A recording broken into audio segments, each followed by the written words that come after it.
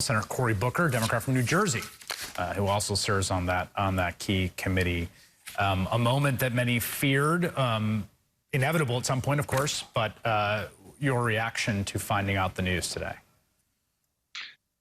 You know, this has been a year of such grief and such profound death for America.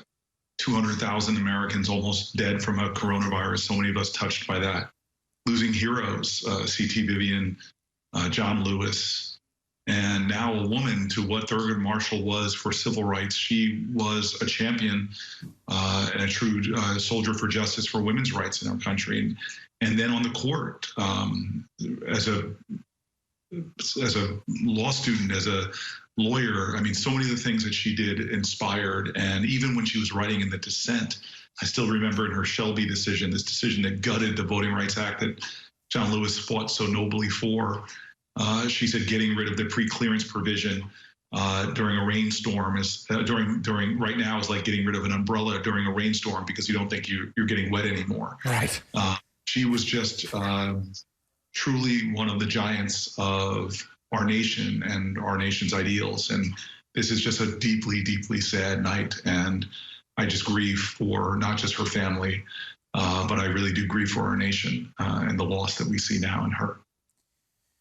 Yeah, it really has been a freaking hard year for everyone, I think. And obviously this is another thing to mourn and to grieve. What happens in your life on a night like tonight as a U.S. Senator? Like, is there a text chain of the Judiciary Committee's Dems that you're talking about? Is there going to be a phone call tonight? Is there a strategy meeting? I mean, people need to grieve, but I just feel like Mitch McConnell is probably going to start the wheels in motion in one way or another. Well, your phone explodes and calls start coming in, and your heart is torn between just grieving and being in the moment and feeling the loss, and then also trying to think about the implications. And it's hard not to. And if I could just show you all the unopened texts I have, where I see the top lines of them of people who are fearful tonight about what might happen from the very legitimacy of the Supreme Court being undermined, because you know, it's worth me reading what Mitch McConnell's words were. The American people should have a voice in the selection of their next Supreme Court justice. Therefore, this vacancy should not be filled until we have a new president. That was Mitch McConnell. Lindsey Graham, you know, to read from him, he says, and I quote, "If an opening comes in the last year of President Trump's term and the primary process has started, we'll wait to the next election." And so I don't know. I think your wise words earlier in your program were really right. None of us know what's going to happen. We know what should happen resolutely, unequivocally. We know that this seat should not be filled until after the next presidential inauguration. But I think you said it right, where we just don't know. And people who are trying to predict this, the question is really the levels of integrity of each and every senator, each and every Republican colleague of mine who gave floor speech after floor speech to justify the blocking of Merrick Garland, the denying Barack Obama of a choice. More than 250, I think, between 250 and 300 days before the next election. I heard their justifications on their floor. And so this is going to be a big test of integrity. And I worry because if it goes the wrong way, we will have a lot of challenges in our republic for the legitimacy of our institutions and people's faith in government leaders and government officials. So tonight, I hope we all mourn. I hope we don't tread over this loss. I hope we don't just run by this greatness. I don't care what your political background is. This was a lifetime servant to the ideals of this country. And we should stay here for a moment and take our time to honor and respect and revere a great American. And I know this will evolve in the days ahead, but tonight, I know a lot of Americans' hearts are hurting. The Supreme Court has been, it has been a struggle sometimes to get Democratic voters, or some Democratic voters, to focus on the courts. There's polling that indicates there's been an asymmetry, often in the prioritization.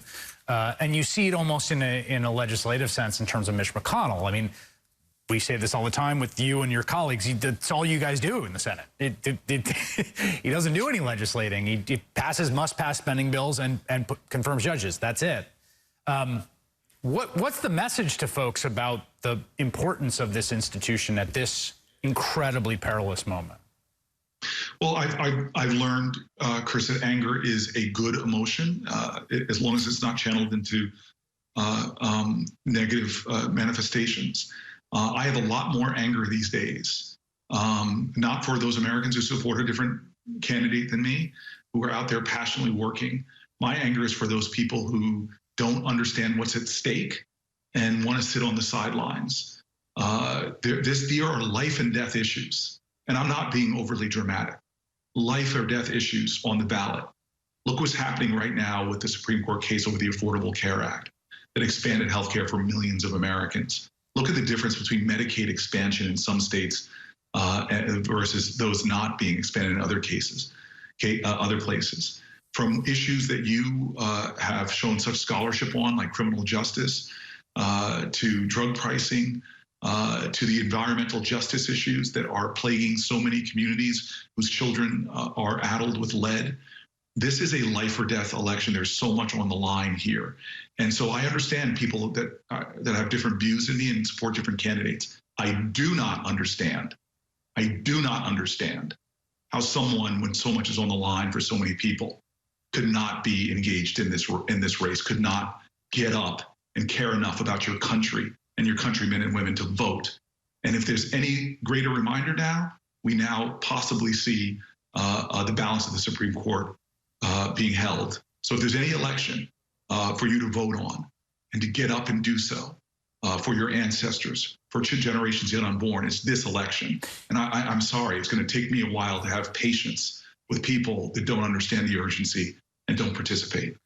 Let me just say this, is that I think this is going to be a moment where there's going to be calls and expectations from people, precisely because of the urgency you said, to see Democrats do everything in their power, obviously, you know, within what you can do, to stop filling a vacancy, right? Like there's a,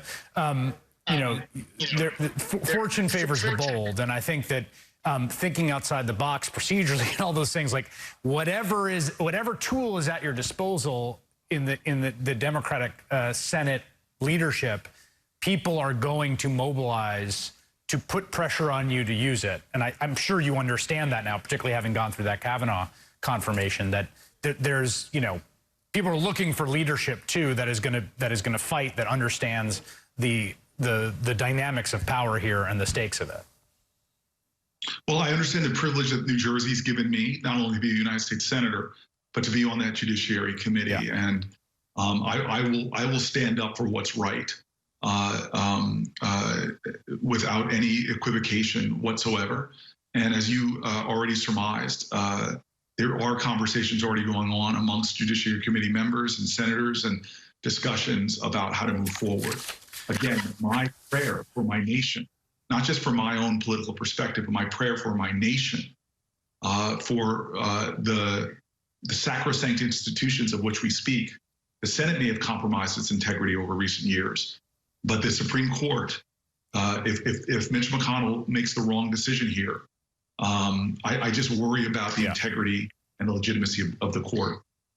Senator Cory Booker of the great state of New Jersey, who sits on that Senate Judiciary Committee, which is going to be the focal point of much of the nation's politics already this evening. Thank you for making time tonight, Senator. I really do appreciate it. Thank you.